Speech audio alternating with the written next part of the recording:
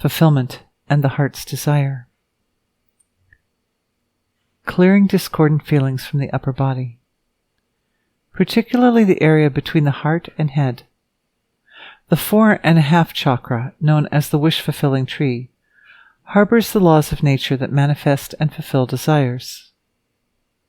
Clearing attachments here to failure, feeling like a failure, and making mistakes. Success can be measured in many ways. What is a material failure can be a great spiritual success, and vice versa. This is so common that it is almost a cliché. A flower of life matrix is establishing at the location of the 4.5 chakra. Also, a 112-point matrix is stabilizing at this location. The 112-point matrix liberates awareness from the grip of all types of attachments.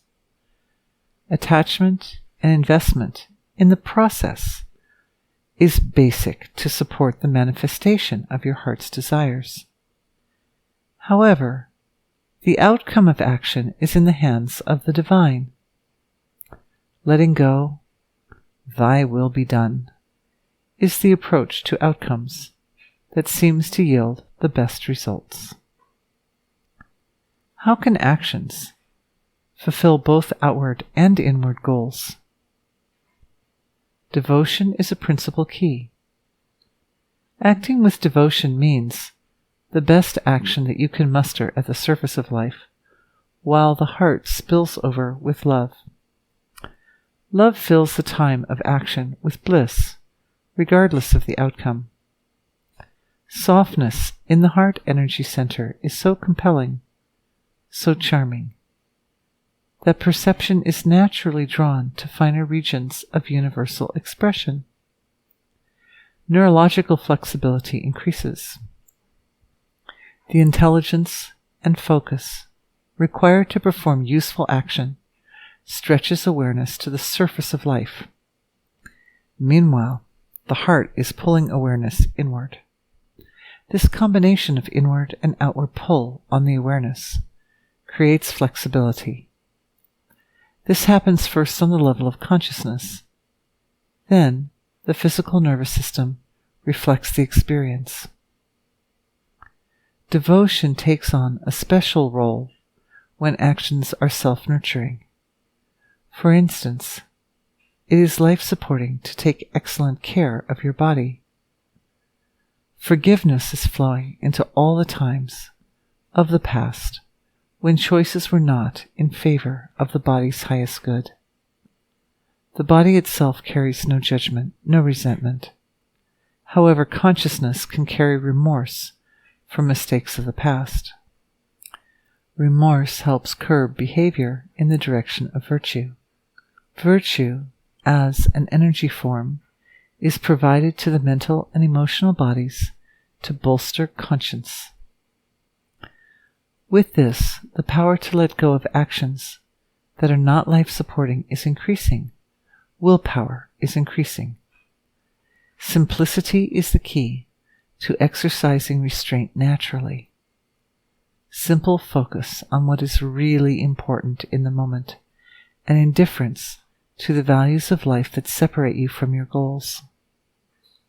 This combination of simplicity and indifference is being received by the body and the consciousness as an energy form for the sake of establishing highest life-supporting habits. The inward and outward strokes of intention are balancing with each other. The stretch of consciousness and the nervous system is optimized when the inward and outward strokes of awareness are approximately similar in both intensity and range. In the beginning, awareness oscillates between the outward experience and the inward experience. The pace of this oscillation is optimizing for your nervous system. Just that tempo, which is deeply familiar and soothing, is adopted. Once the tempo of the inward and outward strokes of awareness is balanced, Then the amplitude of the wave gently extends in both directions. Like a good yawn or a yoga pose, this stretch extends the range of awareness.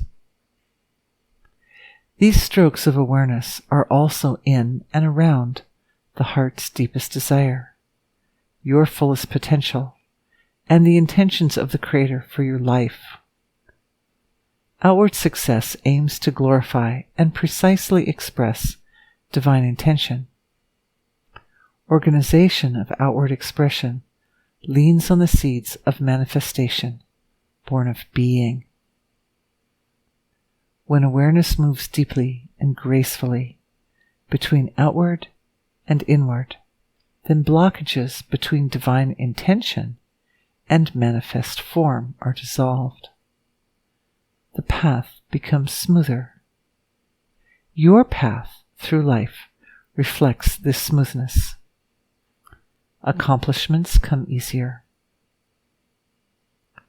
Clearing the illusion and misunderstanding from all parts of the mental body regarding the origins of this manifested world. It is so easy to blame something or someone in the material world for problems. Ultimately, these outward forms reflect the seed of suffering that is born from individual experience. This blaming is a justification for the discordant feelings felt inside oneself. Sadly, justifications don't help root discordant feelings out of the system permanently. If anything, they enable discord to remain lodged or even support its expansion. Addressing this by clearing habits of exaggerated self-punishment for even the tiniest infractions. This pattern of self-judgment, self-blame, and self-punishment is based on inappropriately placed responsibility for problems. There is a spectrum of responsibility whereby the individual has responsibility for and autonomy over limited areas of life. The universal self is responsible for everything and has boundless autonomy, infinite power, and wisdom. When the gauge between responsibility and the resources to meet responsibility are balanced, then life goes smoother. It is important not to burden yourself with responsibilities for things that don't really matter or that are not yours to control. This gauge resides as a collection of laws of nature in the causal body. Locating this gauge with awareness and establishing optimal balance as understood by the source of creation. Source provides the template for the perfect form of the gauge, and your devotion to the healing process activates this balance. Our love, and especially compassion, are the most important tools for activating the components of positive outcomes. We create the conditions for health and fulfillment by defining the seed of that vision and activating it with the warmth of the heart. Its growth is in the hands of divine being, but even the process is a lovely thing.